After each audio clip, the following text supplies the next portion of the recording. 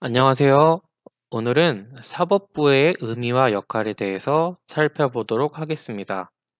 먼저 사법부의 뜻을 한번 살펴보도록 하겠습니다. 사법이란 한자어로 풀이하면 맡을 사, 법을 나타냅니다. 뜻풀이를 해보자면 법을 해석하여 실제로 적용하는 국가 기관을 이야기합니다. 대표적으로는 법원을 예로 들 수가 있습니다. 그렇다면 문제를 풀어보면서 사법부의 의미와 역할에 대해서 살펴보도록 하겠습니다. 괄호 안에 들어갈 말이 무엇인지 생각하면서 문제를 해결하여 봅시다. 첫 번째, 법에 따라 재판을 하는 곳은 어디일까요? 그렇습니다. 법원입니다. 법원에서는 여러 가지 종류의 재판을 하고 있는데요. TV나 인터넷에서 많이 들어보셨을 것 같습니다. 민사재판, 형사재판, 그리고 가사재판, 그리고 요즘 많은 논란이 되고 있는 촉법소년 등과 같은 청소년을 대상으로 한 소년재판, 그리고 행정재판 등이 있습니다. 두 번째 문제를 해결해 보도록 하겠습니다. 법원에서는 사람들 사이에 땡땡을 해결해 줍니다. 괄호 안에 들어갈 말은 무엇일까요? 그렇습니다. 다툼입니다. 사회에서는 여러 사람들이 모여 살아가고 있기 때문에 다툼이 발생할 수밖에 없습니다. 따라서 법을 지키지 않은 사람을 처벌하고 있습니다. 마지막 괄호 안에 들어갈 단어는 무엇일까요? 개인과 국가, 지방자치단체 사이에서 생긴 괄호를 해결해 줍니다. 빈칸에 어울리는 말은 갈등입니다. 다툼과 마찬가지로 사람들 간에 서로 생각이 다를 수밖에 없기 때문에 갈등을 해결해 줄 수 있습니다. 여기서 중요한 것은 개인과 개인, 사람과 사람뿐만 아니라 개인과 국가 전체, 그리고 지방자치단체들 사이에서도 갈등이 생긴다는 것입니다. 다음으로 넘어가 보도록 하겠습니다. 만약 법이 없다면 어떤 일이 벌어질지 써봅시다.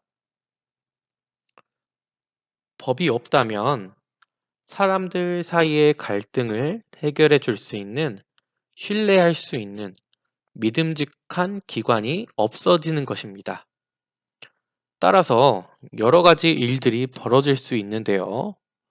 서로 간의 불신과 다툼이 더욱 늘어날 것이고, 이를 정당한 방법으로 해결할 수 없기 때문에 사회가 정상적으로 운영되기 힘들 것입니다.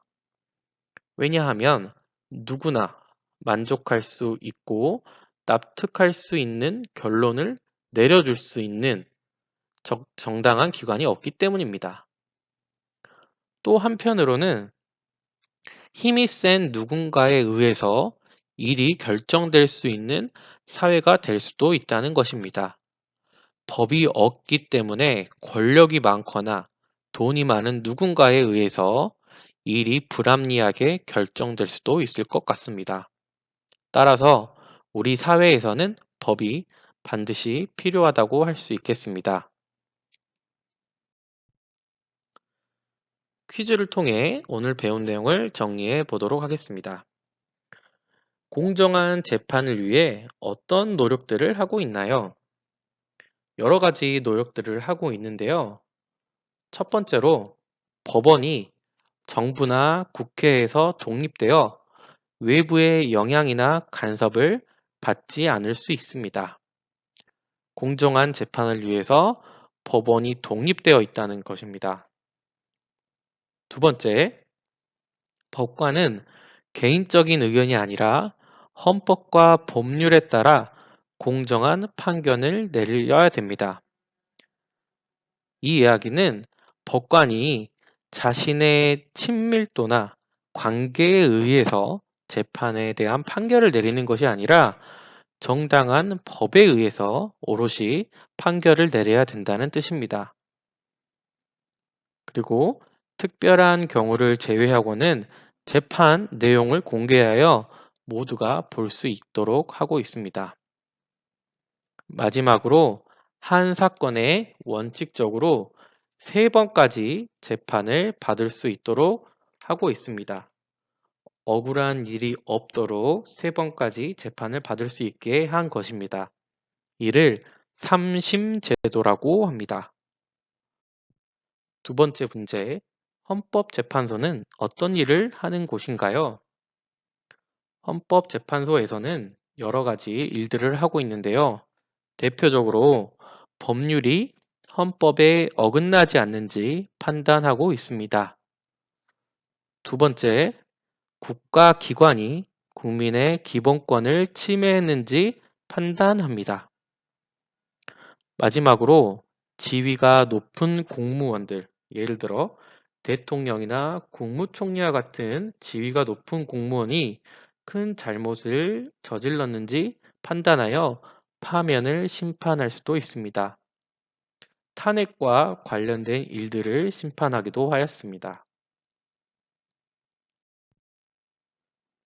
지금까지 사법부의 의미와 역할에 대해 살펴보았습니다. 오늘 배운 내용을 바탕으로 새로 알게 된 내용이나 더 알고 싶은 내용이 있다면 정리해 봅시다. 오늘도 수고하셨습니다.